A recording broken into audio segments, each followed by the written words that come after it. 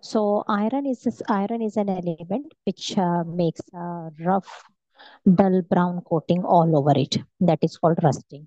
So rusting is actually a chemical reaction in which iron reacts with both oxygen and water in the air, water molecules in the air to form rust.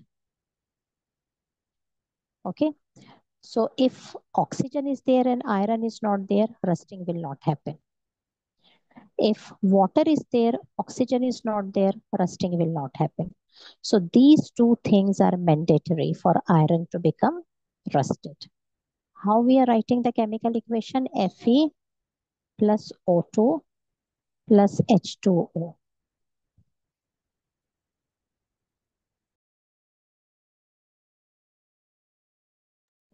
So the name of the product is Fe2O3 dot XH2O. XH2O means any number of water molecules. It can be any number of water molecules along with iron oxide.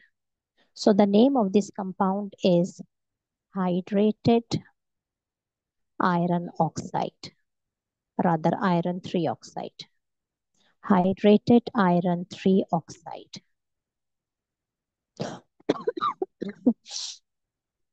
Hydrated iron 3 oxide. So this hydrated iron 3 oxide is the dull brown color coating which is called rust. And if salt is present in the air, if salt is present in the air, it accelerates the process of rusting. Okay, it accelerates the process of rusting, acts as a catalyst. So it means the places which are near the coastal region, their iron rust much more faster than the non-coastal areas. Clear, Hiba? Yes. Shall I rub the board? Yeah. Have you copied it? Yeah. Okay. Now, preventive measures. How you can prevent iron from rusting. So prevention. So how can we prevent? There are several ways, like we can put oiling. When the door hinges start creaking, they start making creaking sound, we put some oil. Fan bearing, they start making sound, we put some oil. Greasing, we put some grease also in the bicycle chain, in the fans bearing, in the machineries, you put some grease to remove karo. Acha. Number 3, painting. You can paint. You can paint iron object with oil paint. So a paint will make a coating all around iron, and in this way iron does not come in contact with air and water. Number 4. Number 4 is covering with plastic. Covering with plastic. You can cover iron object. You can wrap iron object with a polythene bag. So the rusting will be prevented. Another method to prevent rusting is, shall I rub the board? Yeah. Yes or no? Yes. Okay. Another way of prevention of rusting is called galvanizing. So what is galvanizing? Galvanizing is coating iron. You are making use of the reactivity series now. Coating iron with a least reactive metal like gold, copper. Least reactive metal, the ones which are below hydrogen in the reactivity series, or a highly reactive metal like zinc. Okay, a highly reactive metal like zinc. So how these two work? Suppose if I have got a bangle which is made up of iron, let's say for example, And if I will coat it by electrolysis, it has to be done. If I will coat all over it with gold, suppose I have made a coating of gold all over it. Gold is so less reactive that it will not itself react with air and water, nor it will let iron come in contact with air and water. So iron will be protected in this way. But you can do a small jewelry sort of things coated with gold or copper. But what about the bigger objects? The bigger objects we cannot, it will not be cost effective to coat them with, gold. Suppose we have got ship body. This is the ship body like this. Okay. And the ship body is all the time immersed in water, and more worse, the salt water. So water is there, salt is there, air is there. Perfect condition for rusting. So the ship body will become rusted very soon. But you cannot coat the ship body with gold. Rather, you make use of a little bit more reactive element, zinc. So what we are going to do over here, we are coating it with zinc.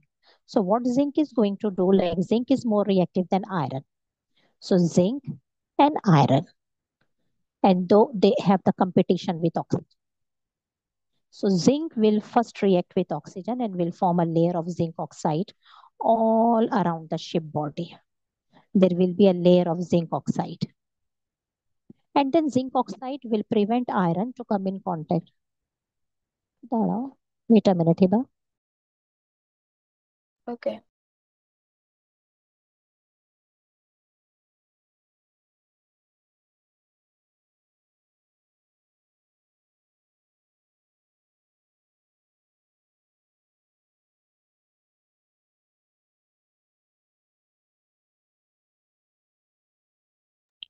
So zinc oxide will make a layer all around the iron, and iron will not come in contact with air. So if little bit from here and there, suppose little bit of the coating of zinc is scratched from here, still iron will not rust, will not become rusted unless and until you remove the entire layer. Unless and until you remove the entire layer. If little bit layer is scratched from somewhere, iron is not going to rust in that case also. Why? Because when iron will try to rust, what does it mean? Iron has to lose the electron to make iron oxide. Now, what iron has to do? Lose the electrons. So when iron will try to lose the electron to get oxidized, zinc will provide its electron to iron, and iron will not be able to oxidize unless and until you remove the entire layer. Unless and until you remove the entire layer. So when iron tries to lose the electrons, zinc will provide its electron to iron. Did you understand this idea, Hiba? Yes. It is written in the book. Now please come to page number 167. 160, 150, sorry, 156 and 157. Page number 156 and 157. Okay. So rusting of iron, you have to read the entire thing from here till the next page. And on page number 157, on the right hand side, there is a small box extension work. The thing which I have explained to you, the same thing is written over here, the extension work. When iron tries to Okay. lose the electrons, zinc provides its electron to iron. So we have finished this thing. All right, turn the page back. Come to page number 151. Reaction of magnesium onward, whatever the elements are there in the reactivity series. What elements are there in the reactivity series? Potassium, sodium, calcium, magnesium, aluminium, zinc, iron, lead. Na? So magnesium onwards, whatever the elements are there, okay? Potassium, sodium, calcium, magnesium, aluminium, zinc, iron, lead. Magnesium onward, whatever the elements are there, they do not react with water, rather they react with steam when you will heat them. They react with steam and they form their metal oxides and hydrogen gas. Metal oxide and hydrogen gas. Now, all of them react in the same manner. We have seen the reaction of magnesium with steam. In the previous class, I showed you an experiment. This experiment is there on page number 141. Please check page number 141. What happens when you have got a glass tube, you have got a wet cotton over here, you have got an iron, you can take iron powder or just a piece of, sorry, magnesium powder or just a piece of magnesium, or it can be aluminum, or it can be iron, or it can be anything, any element under magnesium. Place the stopper and you are going to keep a glass tube over here as an exit. Now you have to heat this magnesium, or it can be iron or any element below magnesium. So what happened from here when you are going to heat it, steam will come out and it will pass over red hot magnesium. So magnesium is becoming red hot and steam is passed over it. As a result, it is going to form magnesium oxide and hydrogen gas. The color of magnesium will change from gray to white. When the color will become white, it means that the reaction is over and magnesium oxide has formed. Now, you have to bring a matchstick near it and this thing will catch fire. Why this thing is going to catch fire? Because this hydrogen gas which is coming out of it, we have to burn this hydrogen gas. Otherwise, this hydrogen gas will mix with oxygen in the air and makes an explosive mixture. It will be explosive in nature. So when you are burning hydrogen gas, it is actually reacting with oxygen and forming steam. So we have seen in the previous class that all inside this glass tube, water molecules will be, water vapors will condense over here. What does it mean? Steam has been formed. Why you are burning hydrogen gas? Otherwise, if you will not burn hydrogen gas, it will mix with oxygen in the air and it will make an explosive mixture. It will make an explosive mixture. Got it, Hiba? Yes. Okay. So this thing is done. Now I would like you, I'm giving you 5 minutes. I would like you to read page number 151, these two experiments, please. Okay.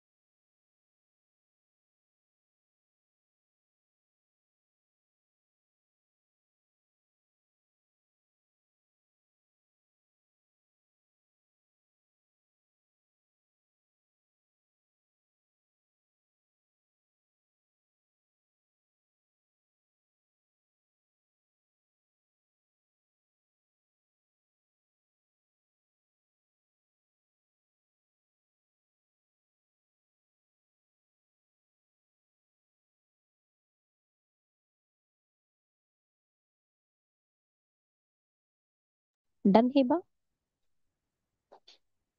Yes. Acha. Now come to page number 152 and 153. There are some experiments here.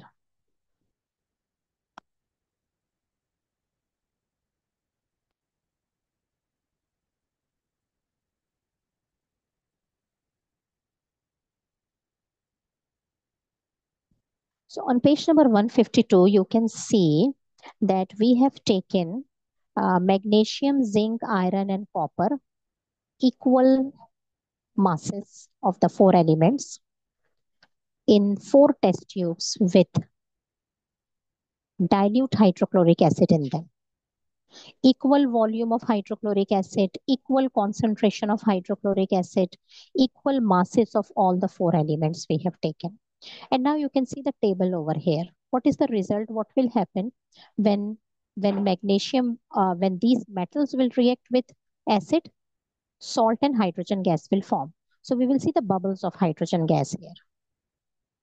So the one which is most reactive will produce more number of the bubbles. Like over here, magnesium is going to produce vigorously more fizz of hydrogen gas. Then zinc, then iron, then there are no fizz in copper. So this can determine by counting the number of bubbles, you can understand which one is more reactive and which one is less reactive. Now the main thing is under the table. What is written under the table? These reactions are all exothermic, they give out heat.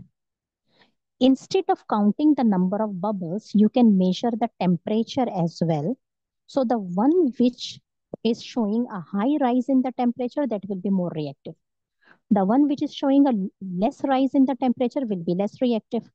So we can do in that way also, which is there on the next page. Acha, another thing is that now we have noted that there is a temperature change in the reaction. We would measure the temperature, the reactivity, or to understand the reactivity. However, in order to do this, we will have to think more carefully about the things that we have to keep same. So you have to keep some of the variables same, like we have learned in biology while writing the experiment. Control organism, repeat, measure, same. So what is same? Keeping some of the variables same. So this is called Yes. fair test. This is called fair test. So now they are saying the things which you have to keep same is volume of acid, concentration of acid, and instead of taking masses of the acid same, you have to take number of moles of the acid same. Because if you will take masses same, moles will be different. So what you have to take? You have to take the number of moles of the acid same. Now I'm coming to the next page. Now look at the next page. There is a polystyrene cup. What is a polystyrene cup? Polystyrene is a plastic and it is an insulator.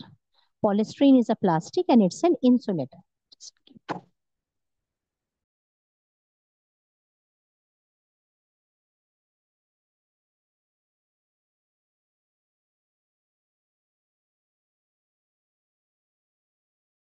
So why we are taking a polystyrene cup? So that heat may not radiate out. There will be a maximum measurement of the heat. So now what you are doing, you are taking 4 polystyrene cups, each polystyrene cup 50 cm cube of 1 mole per dm cube concentration of hydrochloric acid. You will measure. The concentration of hydrochloric acid is 1 mole per dm cube, volume is 50 cm cube. Then you are taking 0.001 mole of each metal in 4 different polystyrene cups. You will measure the temperature before adding the metal and after adding the metal. Now look at the table. Look at the table. The initial temperature in all of them. Just give me 1 minute, Heba. Someone is calling.